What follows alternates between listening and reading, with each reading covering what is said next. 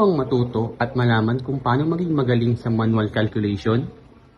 O nag-aaral ka nga ng math, pero parang hindi ka pa rin magaling? Madali naman talagang mag-math at mag-manual calculation. Lalo na kung susundin mo ang ating 5 easy tips kung paano maging magaling sa math. At kung ito yung iyong matututunan, sigurado, gagaling ka mag-math at mag-manual calculate.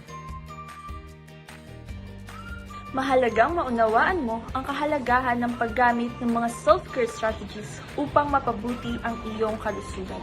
Ito ay maaaring maganap sa pamamagitan ng mindfulness practices, relaxation techniques, at time management skills upang maiwasan ang mental fatigue at mapabuti ang inyong kalagayan. Mahalaga rin na itaguyod mo ang mga gawain na makakatulong para sa iyo upang balansehin ang inyong mga responsibilidad. Kapag ginawa mo ang mga healthy living practices at stress management precautions, mas magiging magaan ang inyong mental health. Kailangan mo magkaroon ng growth mindset kung saan hinaharap mo ang mga challenges bilang opportunities para sa pag-unlad at ikakabuti mo. Kasi maaari kang magkaroon ng positive attitude sa pag-aaral ng math, lalo na sa manual calculations.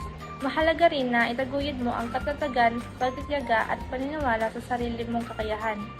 Sa pamamagitan ng pagkakaroon ng growth mindset at pagpapalakas ng determinasyon, mas madali para sa iyo na lampasan ang mga challenges sa manual calculation.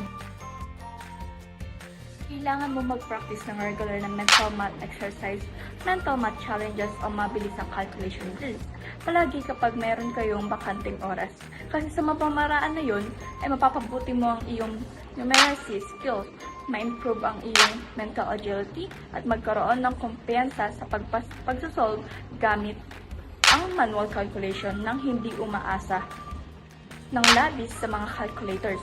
Sa madalas sa pag-exercise ng iyong utak sa simpleng calculation, mapapalakas mo talaga ang iyong kakayahang mag-compute ng mabilis at maayos na magre-resulta sa mas mahusay at pag-unawa at pagiging epektibo sa pagsasagot ng mga math problem.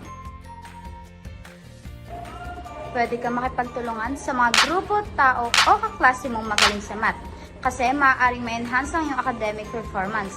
Di ba nga sabi nila, tell me who your friends are and I will tell you who you are. Kaya ang peer collaboration ay hindi lamang nagpapaganda sa iyong pagganap sa klase, kundi nagpro-promote rin ito ng social interaction sa mga kaklase mo. Sa pamamagitan ng pagtutulungan, magkakaroon ng magandang learning environment. Is always to believe in yourself and boost your confidence. Kasi hindi mo magagawa ang isang bagay kung wala kang confidence sa sarili mo. Kaya kung gusto mong gumaling sa math, kailangan mo magkaroon ng confidence. Lalo, mathematics is one of the hardest subjects in our high school life, but even in college. So, and boost your confidence. That will be all.